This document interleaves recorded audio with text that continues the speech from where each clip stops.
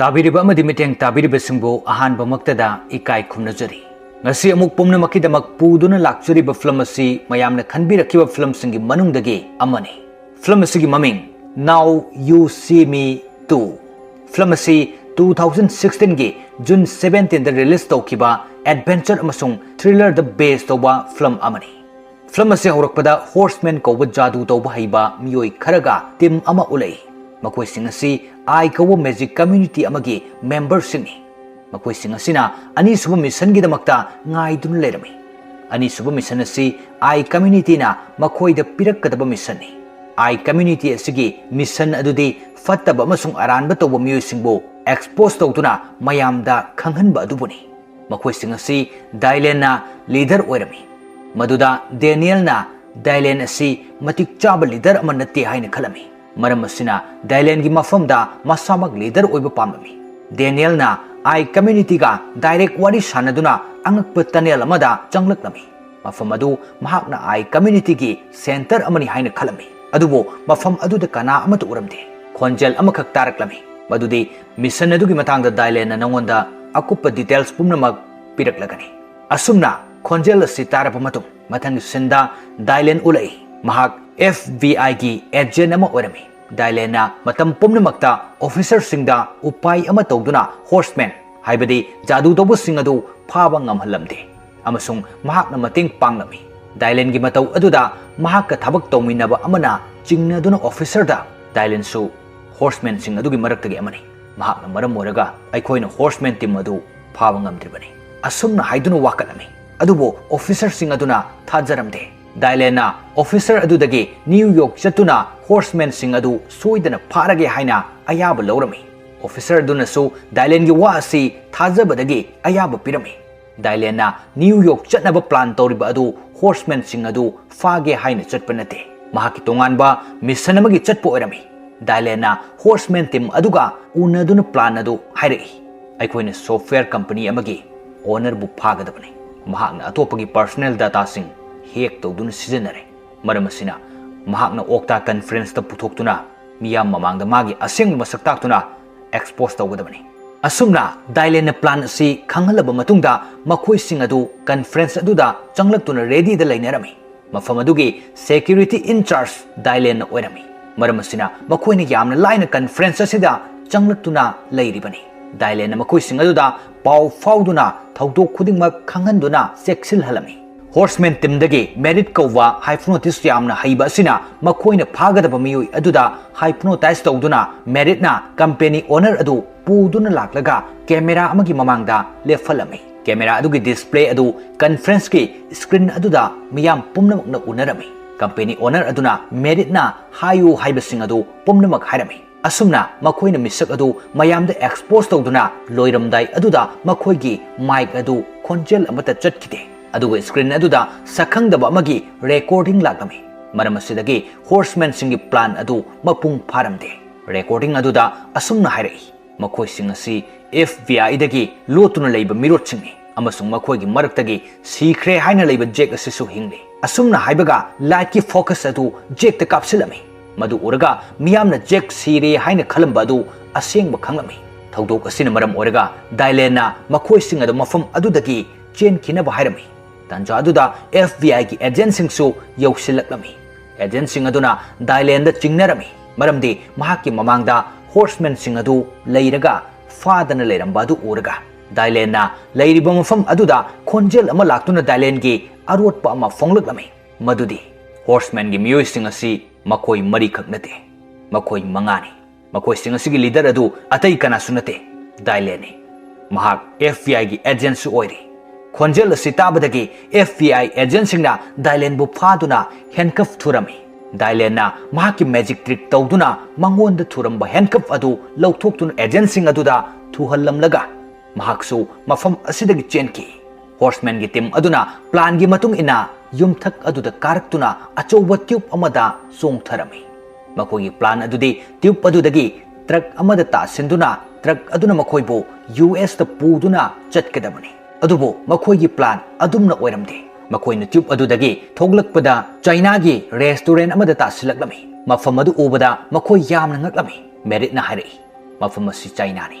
ꯃꯈꯣꯏꯁꯤꯡ ꯑꯗꯨ ꯍꯦꯟꯅ ꯉꯛꯂꯝꯃꯤ ꯃꯔꯝꯗꯤ ꯃꯈꯣꯏꯒꯤ ꯄ꯭ꯂꯥꯟꯗꯤ US ꯇ ꯆꯠꯄꯒꯤ ꯄ꯭ꯂꯥꯟ ꯇꯧꯈꯤꯕꯅꯤ ꯃꯈꯣꯏꯅ ꯃꯐꯝ ꯑꯗꯨꯗ ꯃꯦꯔꯤꯠꯀꯤ ꯃꯅꯥꯎ ꯆꯦꯁ ꯃꯦꯔꯤꯠꯀ ꯃꯁꯛ ꯆꯞ ꯃꯥꯟꯅꯕ ꯑꯃ ꯊꯦꯡꯅꯔꯝꯃꯤ ꯆꯦꯁꯅ ꯍꯥꯏꯔꯛꯏ ꯑꯩꯅ ꯍꯥꯏꯄꯅꯣꯇꯥꯏꯖ ꯇꯧꯗꯨꯅ ꯅꯈꯣꯏ ꯄꯨꯟꯅ ꯃꯐꯝ ꯑꯁꯤꯗ ꯄꯨꯔꯛꯄꯅꯤ ꯃꯔꯝꯗꯤ ꯑꯩ ꯕꯤꯖꯤꯅꯦꯁꯃꯦꯟ ꯑꯃꯒꯤꯗꯃꯛꯇ ꯊꯕꯛ ꯑꯁꯤ ꯇꯧꯕꯅꯤ ꯕꯤꯖꯤꯅꯦꯁꯃꯦꯟ ꯑꯗꯨꯅ ꯍꯥꯏꯕꯗꯒꯤ ꯅꯈꯣꯏꯕꯨ USAꯒꯤ ꯃꯍꯨꯠꯇ ꯆꯥꯏꯅꯥꯗ ꯄꯨꯔꯛꯈꯤꯕꯅꯤ ꯑꯁꯨꯝꯅ ꯍꯥꯏꯔꯕ ꯃꯇꯨꯡꯗ ꯆꯦꯁꯅ ꯃꯈꯣꯏꯕꯨ ꯕꯤꯖꯤꯅꯦꯁꯃꯦꯟ ꯑꯗꯨꯒꯤ ꯃꯅꯥꯛꯇ ꯄꯨꯗꯨꯅ ꯂꯥꯛꯂꯝꯃꯤ ꯕꯤꯖꯤꯅꯦꯁꯃꯦꯟ ꯑꯁꯤꯒꯤ ꯃꯃꯤꯡ ꯋꯦꯜꯇꯔ ꯀꯧꯏ ꯃꯈꯣꯏꯅ ꯃꯐꯝ ꯑꯁꯤ ꯌꯧꯔꯛꯂꯕꯗ ꯋꯦꯜꯇꯔꯅ ꯋꯥꯔꯤ ꯄꯨꯝꯅꯃꯛ ꯂꯤꯔꯛꯂꯝꯃꯤ ꯑꯩꯅ ꯗꯦꯅꯤꯌꯦꯜꯗꯒꯤ ꯑꯥꯏ ꯀꯝꯃ꯭ꯌꯨꯅꯤꯇꯤꯒꯤ ꯗꯥꯇꯥ ꯄꯨꯝꯅꯃꯛ ꯂꯧꯈꯤ ꯗꯦꯅꯤꯌꯦꯜꯅ ꯑꯥꯏ ꯀꯝꯃ꯭ꯌꯨꯅꯤꯇꯤꯒ ꯋꯥꯔꯤ ꯁꯥꯅꯕ ꯂꯥꯛꯈꯤ ꯃꯗꯨꯗ ꯑꯩꯅ ꯑꯥꯏ ꯁꯥꯗꯨꯅ ꯋꯥꯔꯤ ꯁꯥꯅꯈꯤ ꯗꯦꯅꯤꯌꯦꯜꯅ ꯇꯅꯦꯜ ꯃꯅꯨꯡꯗ ꯇꯥꯈꯤꯕ ꯈꯣꯟꯖꯦꯜ ꯑꯗꯨꯁꯨ ꯑꯥꯏ ꯀꯝꯃ꯭ꯌꯨꯅꯤꯇꯤꯒꯤ ꯈꯣꯟꯖꯦꯜ ꯅꯠꯇꯦ ꯑꯩꯅ ꯁꯥꯈꯤꯕ ꯈꯣꯟꯖꯦꯜꯅꯤ ꯑꯣꯛꯇꯥ ꯀꯟꯐꯔꯦꯟꯁꯇ ꯃꯤꯁꯛ ꯑꯃ ꯑꯦꯛꯁꯄꯣꯖ ꯇꯧꯈꯤꯕ ꯑꯗꯨꯁꯨ ꯑꯩꯅ ꯇꯧꯍꯟꯈꯤꯕꯅꯤ ꯑꯩꯒꯤ ꯄ꯭ꯂꯥꯟ ꯑꯃꯒꯤꯗꯃꯛꯇ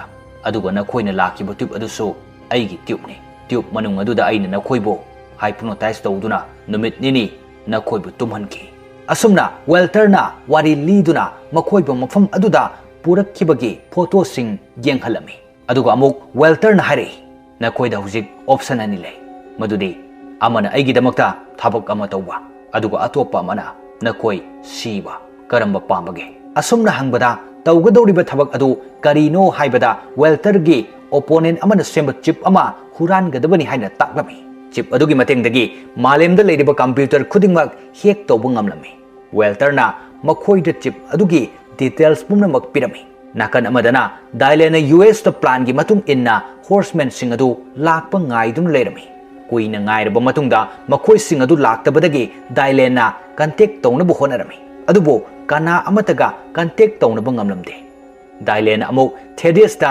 ꯆꯤꯡꯅꯔꯝꯃꯤ ꯃꯔꯝꯗꯤ ꯍꯣꯔꯁꯃꯦꯟꯁꯤꯡꯅ ꯃꯃꯥꯡꯗ ꯊꯦꯗꯦꯁꯄꯨ ꯐꯍꯟꯈꯤꯕꯅ ꯗꯥꯏꯂꯦꯟꯅ ꯊꯦꯗꯦꯁꯇ ꯀꯟꯇꯦꯛ ꯇꯧꯗꯨꯅ ꯍꯪꯕꯗ ꯊꯦꯗꯦꯁꯅ ꯍꯥꯏꯔꯛꯏ ꯑꯩꯅ ꯃꯈꯣꯏꯁꯤꯡꯕꯨ ꯐꯍꯟꯕ ꯑꯃꯠꯇ ꯇꯧꯗꯦ ꯑꯗꯨꯕꯨ ꯑꯩꯍꯥꯛꯅ ꯈꯪꯏ ꯃꯈꯣꯏꯁꯤꯡ ꯑꯗꯨ ꯀꯗꯥꯏꯗ ꯂꯩꯕꯒꯦ ꯍꯥꯏꯕ ꯑꯩꯅ ꯅꯍꯥꯛꯄꯨ ꯃꯈꯣꯏꯒꯤ ꯃꯅꯥꯛꯇ ꯄꯨꯕ ꯉꯝꯒꯅꯤ ꯑꯗꯨꯕꯨ ꯑꯍꯥꯟꯕ ꯑꯩꯕꯨ ꯖꯦꯜ ꯑꯁꯤꯗꯒꯤ ꯊꯥꯗꯣꯛꯍꯟꯕ ꯃꯊꯧ ꯇꯥꯏ ꯃꯊꯪꯒꯤ ꯁꯤꯟꯗ ꯍꯣꯔꯁꯃꯦꯟ ꯇꯤꯝ ꯑꯗꯨ ꯃꯦꯖꯤꯛ ꯗꯨꯀꯥꯟ ꯑꯃꯗ ꯂꯥꯛꯂꯝꯃꯤ ꯃꯐꯝ ꯑꯁꯤꯗ ꯗꯦꯅꯤꯌꯦꯜꯅ ꯑꯥꯏ ꯀꯝꯃ꯭ꯌꯨꯅꯤꯇꯤꯗ ꯀꯟꯇꯦꯛ ꯇꯧꯔꯝꯃꯤ ꯃꯈꯣꯏꯅ ꯋꯦꯜꯇꯔꯒꯤ ꯊꯕꯛ ꯑꯗꯨ ꯌꯥꯕꯒꯤ ꯃꯔꯝꯗꯤ ꯍꯨꯔꯥꯜꯂꯛꯀꯗꯧꯔꯤꯕ ꯆꯤꯞ ꯑꯗꯨ ꯑꯥꯏ ꯀꯝꯃ꯭ꯌꯨꯅꯤꯇꯤꯗ ꯄꯤꯅꯕ ꯍꯥꯏꯗꯨꯅ ꯌꯥꯕꯅꯤ ꯑꯁꯨꯝꯅ ꯃꯈꯣꯏꯅ ꯌꯥꯝꯅ ꯀꯨꯞꯅ ꯑꯦꯂꯔꯠ ꯁꯦꯀ꯭ꯌꯨꯔꯤꯇꯤ ꯁꯤꯁꯇꯦꯝ ꯑꯗꯨꯗꯒꯤ ꯆꯤꯞ ꯑꯗꯨ ꯂꯧꯊꯣꯔꯛꯅꯕ ꯄ꯭ꯂꯥꯟ ꯇꯧꯔꯝꯃꯤ ꯗꯦꯅꯤꯌꯦꯜꯅ ꯃꯈꯣꯏꯒꯤ ꯇꯤꯝ ꯑꯗꯨ ꯃꯀꯣꯛ ꯆꯤꯡꯗꯨꯅ ꯀꯥꯔꯠ ꯑꯃꯗ ꯆꯤꯞ ꯑꯗꯨꯒꯤ ꯀꯣꯄꯤ ꯅꯞꯁꯤꯟꯗꯨꯅ ꯀꯥꯔꯠ ꯑꯗꯨ ꯑꯃꯗꯒꯤ ꯑꯃꯗ ꯍꯨꯗꯨꯅ ꯄꯥꯁ ꯇꯧꯕꯒꯤ ꯄ꯭ꯔꯦꯛꯇꯤꯁ ꯇꯧꯔꯝꯃꯤ ꯑꯇꯣꯞꯄ ꯁꯤꯟ ꯑꯃꯗ ꯊꯦꯗꯦꯁ ꯑꯃꯁꯨꯡ ꯗꯥꯏꯂꯦꯟ ꯆꯥꯏꯅꯥꯗ ꯂꯥꯛꯇꯨꯅ ꯌꯧꯔꯛꯂꯝꯃꯤ ꯃꯐꯝ ꯑꯁꯤꯗ ꯗꯥꯏꯂꯦꯟꯅ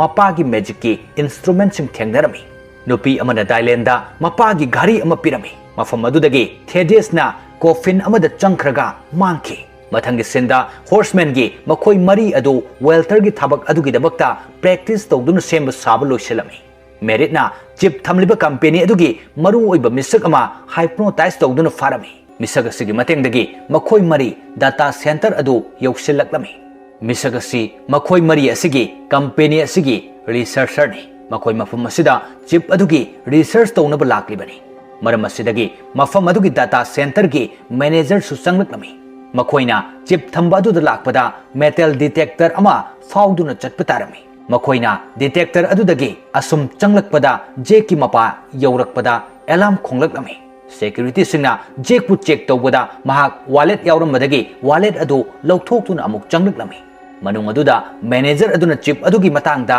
ꯍꯥꯏꯔꯝꯃꯤ ꯇꯟꯖꯥ ꯑꯗꯨꯗ ꯃꯦꯔꯤꯠꯅ ꯑꯦꯛꯇꯤꯡ ꯇꯧꯗꯨꯅ ꯍꯥꯏꯔꯛꯏ ꯔꯨꯝ ꯑꯁꯤꯒꯤ ꯑꯦꯟꯚꯥꯏꯔꯟꯃꯦꯟꯠ ꯑꯁꯤ ꯑꯩꯒ ꯆꯥꯟꯅꯗꯦ ꯑꯦꯂꯔꯖꯤ ꯇꯧꯔꯦ ꯑꯩ ꯃꯔꯝ ꯑꯁꯤꯗꯒꯤ ꯃꯌꯥꯝ ꯑꯗꯨ ꯃꯦꯔꯤꯠꯇ ꯆꯪꯁꯤꯟꯗꯨꯅ ꯌꯦꯡꯅꯔꯝꯃꯤ ꯃꯁꯤꯒꯤ ꯈꯨꯗꯣꯡꯆꯥꯕ ꯑꯁꯤ ꯂꯧꯗꯨꯅ ꯖꯦꯛꯅ ꯆꯤꯞ ꯑꯗꯨ ꯂꯧꯊꯣꯛꯂꯝꯃꯤ ꯖꯦꯛꯀꯤ ꯃꯇꯧ ꯑꯗꯨꯗ ꯃꯦꯅꯦꯖꯔ ꯑꯗꯨꯅ ꯆꯤꯡꯅꯕꯗꯒꯤ ꯆꯦꯛ ꯇꯧꯅꯅꯕ ꯍꯥꯏꯔꯝꯃꯤ ꯃꯈꯣꯏꯅ ꯆꯤꯞ ꯑꯗꯨ ꯀꯥꯔꯠ ꯑꯃꯗ ꯅꯞꯁꯤꯟꯗꯨꯅ ꯃꯊꯪ ꯄꯥꯁ ꯇꯧꯅꯗꯨꯅ ꯆꯦꯛꯀꯤꯡ ꯑꯗꯨ ꯂꯣꯏꯍꯜꯂꯝꯃꯤ ꯃꯈꯣꯏꯅ ꯃꯐꯝ ꯑꯗꯨꯗꯒꯤ ꯊꯣꯛꯂꯛꯅꯕ ꯍꯥꯏꯗꯨꯅ ꯂꯥꯛꯂꯝꯃꯤ ꯆꯤꯞ ꯑꯗꯨ ꯃꯦꯔꯤꯠꯅ ꯃꯇꯨꯡ ꯏꯊꯪ ꯊꯪꯅ ꯄꯥꯏꯗꯨꯅ ꯂꯥꯛꯂꯝꯃꯤ ꯃꯈꯣꯏ ꯑꯍꯨꯝ ꯗꯤꯇꯦꯛꯇꯔ ꯑꯗꯨꯗꯒꯤ ꯊꯣꯛꯈ꯭ꯔꯕ ꯃꯇꯨꯡꯗ ꯖꯦꯛꯅ ꯃꯍꯥꯛꯀꯤ ꯋꯥꯂꯦꯠ ꯑꯗꯨ ꯁꯦꯀ꯭ꯌꯨꯔꯤꯇꯤꯗꯒꯤ ꯂꯧꯔꯝꯃꯤ ꯁꯦꯀ꯭ꯌꯨꯔꯤꯇꯤ ꯑꯗꯨꯅ ꯋꯥꯂꯦꯠ ꯑꯗꯨ ꯗꯤꯇꯦꯛꯇꯔꯗꯒꯤ ꯂꯥꯟꯊꯣꯔꯛꯄ ꯇꯥꯏꯃꯤꯡ ꯑꯗꯨꯗ ꯃꯦꯔꯤꯠꯅ ꯆꯤꯞ ꯑꯗꯨ ꯂꯣꯂꯥꯗ ꯄꯥꯁ ꯇꯧꯔꯛꯂꯝꯃꯤ ꯑꯁꯨꯝꯅ ꯆꯤꯞ ꯑꯗꯨ ꯄꯥꯁ ꯇꯧꯔꯛꯄ ꯑꯗꯨ ꯀꯅꯥ ꯑꯃꯠꯇꯅ ꯎꯍꯧꯔꯝꯗꯦ ꯃꯈꯣꯏꯅ ꯃꯐꯝ ꯑꯁꯤꯗꯒꯤ ꯊꯣꯛꯂꯛꯂꯕ ꯃꯇꯨꯡꯗ ꯗꯦꯅꯤꯌꯦꯜꯅ ꯃꯥꯔꯀꯦꯠ ꯑꯃꯗ ꯑꯥꯏ ꯀꯝꯃ꯭ꯌꯨꯅꯤꯇꯤꯒꯤ ꯃꯤꯑꯣꯏ ꯑꯃ ꯂꯥꯛꯄ ꯉꯥꯏꯔꯝꯃꯤ ꯃꯔꯝꯗꯤ ꯆꯤꯞ ꯑꯗꯨ ꯑꯥꯏ ꯀꯝꯃ꯭ꯌꯨꯅꯤꯇꯤꯗ ꯄꯤꯅꯕ ꯍꯥꯏꯗꯨꯅ ꯇꯟꯖꯥ ꯑꯗꯨꯗ ꯗꯥꯏꯂꯦꯟ ꯃꯐꯝ ꯑꯗꯨꯗ ꯂꯥꯛꯂꯝꯃꯤ ꯗꯥꯏꯂꯦꯟꯅ ꯗꯦꯅꯤꯌꯦꯜꯗ ꯁꯥꯎꯔꯝꯃꯤ ꯃꯔꯝꯗꯤ ꯃꯈꯣꯏꯅ ꯀꯟꯇꯦꯛ ꯇꯧꯔꯛꯇꯨꯅ ꯄꯥꯎ ꯑꯃꯠꯇ ꯈꯪꯍꯜꯂꯛꯇꯦ ꯍꯥꯏꯗꯨꯅ ꯋꯦꯜꯇꯔꯁꯨ ꯗꯦꯅꯤꯌꯦꯜꯒꯤ ꯃꯅꯥꯛ ꯑꯗꯨꯗ ꯌꯧꯁꯤꯜꯂꯛꯂꯝꯃꯤ ꯗꯦꯅꯤꯌꯦꯜꯅ ꯋꯦꯜꯇꯔꯕꯨ ꯎꯔꯒ ꯈꯪꯂꯛꯏ ꯃꯗꯨꯗꯤ ꯋꯦꯜꯇꯔ ꯑꯃꯨꯛꯀ ꯃꯉꯣꯟꯗ ꯁꯥꯟꯅꯗꯨꯅ ꯑꯄꯪꯕ ꯁꯤꯕꯅꯤ ꯍꯥꯏꯕ ꯃꯔꯝꯗꯤ ꯗꯦꯅꯤꯌꯦꯜꯅ ꯃꯃꯥꯡꯗ ꯋꯥꯔꯤ ꯁꯥꯟꯅꯈꯤꯕ ꯑꯗꯨꯁꯨ ꯋꯦꯜꯇꯔꯅ ꯑꯥꯏ ꯀꯝꯃ꯭ꯌꯨꯅꯤꯇꯤ ꯁꯥꯗꯨꯅ ꯋꯥꯔꯤ ꯁꯥꯈꯤꯕꯅꯤ ꯗꯦꯅꯤꯌꯦꯜꯒꯤ ꯃꯈꯨꯠꯇꯒꯤ ꯆꯤꯞ ꯑꯗꯨ ꯑꯥꯏ ꯀꯝꯃ꯭ꯌꯨꯅꯤꯇꯤꯒꯤ ꯃꯍꯨꯠꯇ ꯋꯦꯜꯇꯔꯅ ꯂꯧꯅꯅꯕ ꯇꯧꯔꯝꯃꯤ ꯇꯟꯖꯥ ꯑꯁꯤꯗ ꯗꯥꯏꯂꯦꯟꯅ ꯂꯥꯛꯇꯨꯅ ꯗꯦꯅꯤꯌꯦꯜꯗꯒꯤ ꯆꯤꯞ ꯑꯗꯨ ꯂꯧꯕ ꯃꯥꯜꯍꯟꯈꯤ ꯃꯔꯝ ꯑꯁꯤꯗꯒꯤ ꯋꯦꯜꯇꯔꯒꯤ ꯃꯤꯑꯣꯏꯁꯤꯡ ꯑꯗꯨꯅ ꯗꯥꯏꯂꯦꯟꯒꯤ ꯃꯇꯨꯡꯗ ꯇꯥꯟꯅꯔꯝꯃꯤ ꯗꯥꯏꯂꯦꯟꯅ ꯃꯊꯟꯇꯒ ꯃꯤꯌꯥꯝꯁꯤꯡ ꯑꯗꯨ ꯐꯨꯅꯗꯨꯅ ꯂꯩꯔꯤꯉꯩꯗ ꯃꯦꯔꯤꯠꯀꯤ ꯃꯅꯥꯎ ꯆꯦꯁ ꯑꯗꯨ ꯂꯥꯛꯇꯨꯅ ꯍꯥꯏꯞꯅꯣꯇꯥꯏꯖ ꯇꯧꯗꯨꯅ ꯗꯥꯏꯂꯦꯟꯕꯨ ꯇꯨꯝꯍꯜꯂꯝꯃꯤ ꯗꯥꯏꯂꯦꯟꯕꯨ ꯀꯟꯇꯦꯅꯔ ꯑꯃꯗ ꯍꯥꯞꯇꯨꯅ ꯋꯦꯜꯇꯔꯒꯤ ꯃꯅꯥꯛꯇ ꯄꯨꯗꯨꯅ ꯂꯥꯛꯂꯝꯃꯤ ꯃꯇꯥꯡ ꯑꯁꯤꯗꯒꯤ ꯑꯩꯈꯣꯏꯅ ꯈꯪꯉꯤ ꯃꯗꯨꯗꯤ ꯋꯦꯜꯇꯔ ꯑꯁꯤ ꯑꯥꯔꯊꯔꯒꯤ ꯃꯆꯥꯅꯨꯄꯥꯅꯤ ꯑꯥꯔꯊꯔ ꯑꯁꯤ ꯍꯣꯔꯁꯃꯦꯟ ꯃꯈꯣꯏ ꯃꯔꯤꯅ ꯍꯥꯟꯅ ꯃꯥꯡ ꯇꯥꯛꯍꯟꯈ꯭ꯔꯕ ꯕꯤꯖꯤꯅꯦꯁꯃꯦꯟ ꯑꯃꯅꯤ ꯋꯦꯜꯇꯔꯅ ꯗꯥꯏꯂꯦꯟꯕꯨ ꯕꯣꯛꯁ ꯑꯃꯗ ꯍꯥꯞꯇꯨꯅ ꯏꯁꯤꯡꯗ ꯊꯥꯗꯈꯤ ꯗꯥꯏꯂꯦꯟꯕꯨ ꯍꯥꯞꯂꯤꯕ ꯕꯣꯛꯁ ꯑꯗꯨ ꯗꯥꯏꯂꯦꯟꯒꯤ ꯃꯄꯥꯒꯤ ꯕꯣꯛꯁ ꯑꯃꯅꯤ ꯏꯁꯤꯡ ꯃꯅꯨꯡ ꯑꯗꯨꯗ ꯗꯥꯏꯂꯦꯟꯅ ꯅꯨꯄꯤ ꯑꯃꯅ ꯃꯉꯣꯟꯗ ꯃꯄꯥꯒꯤ ꯘꯥꯔꯤ ꯑꯃ ꯄꯤꯔꯛꯈꯤba adu ningsinglai Dailena ghari adu yengbada pin ama yaurami pin asigi matengdagi box adugi lok adu hanglami adubo isingda kuina leibadagi Dailen gyan tadana ising aduda luptuna lerami Horseman mari aduna laktuna Dailen bu ising adudagi laukatuna kalami nakal amada aikoina khangi madudi pumnamak asi Arthur amasung Thaddeus ka punduna sanaba orami Dailena Thaddeus ta chingnakhiba adu asengba orami Thaddeus na mamangda conference aduda Horseman gi maramda haidokpa oigani haina khalami Thaddeus na pumnamak asi thaurang tawdun Dailen da makpu jail dagi lauthokhankhibani mathangi senda Horseman sing adu magic ki dukan aduda amuk laktuna lerami makhoina khangi madudi dukan adugi owner ani adusu magic hai haiba amasung makhoi anisu ai community ki miyoi ni haiba makhoina punduna Arthur amasung Walter bu karamna expose tawgani haina khanarami aduga makhoina YouTube ta makhoi mathangi so London da tawgani haina video semduna thagalami paw sitaraga Walter su London chatna ba haiduna thaurang tawrami maramdi chip adu magi makhut chanba pamlami chip adu haujiksu Daniel gi makhutta leiri Walter na Dailen bu kidnap tawduna lawkiba chip adu duplicate oirami mathangi sinda FBI amasung Walter da Horseman singi location adu khanghalami Walter na Merit ki location khangbadagi Chase po Merit ki manakta tharami maramdi Chase na Merit ta hypnotize tawduna makhoi gi plan gi maramda pomnamak khangnana ba haiduna maram asidagi Chase na Merit ki manakta laktuna Merit ki mamitta yengduna matung handuna chalami maramdi plan adu khangnana ba haiduna maduda Merit na Chase adu inthokpada misak amada tasilami asomdana Horseman sing aduna makhoi gi plan adu Walter na khangkhre haiba khanglakpadagi makhoi gi plan adu change tawki aduga makhoi sing aduna bike amamam thoduna chatnanaba tawrami Merit bike thoba hiramde maram asidagi Walter gi missing laktuna makhoi sing adu pharami makhoi sing adu jet plane amagi manungda pusilakami jet adugi manungda Arthur amasung Walter su yaurami Arthur na Daniel da chip adu piraknaba haina ahanbada request tawrami maduda Daniel na yaramde Walter na chip piraktrabadi nakhoi gi missing asi hatkani haina kihalami Daniel na chip adu lokthokuna piki chip adu phanglaba matungda Walter na makhoi sing asi hojik kari tawsigi haina hangbada Chase na jet asidagi inthakro haibadagi jet adudagi inthaduna Arthur amasung Walter na chip phangle haiduna celebration tawrami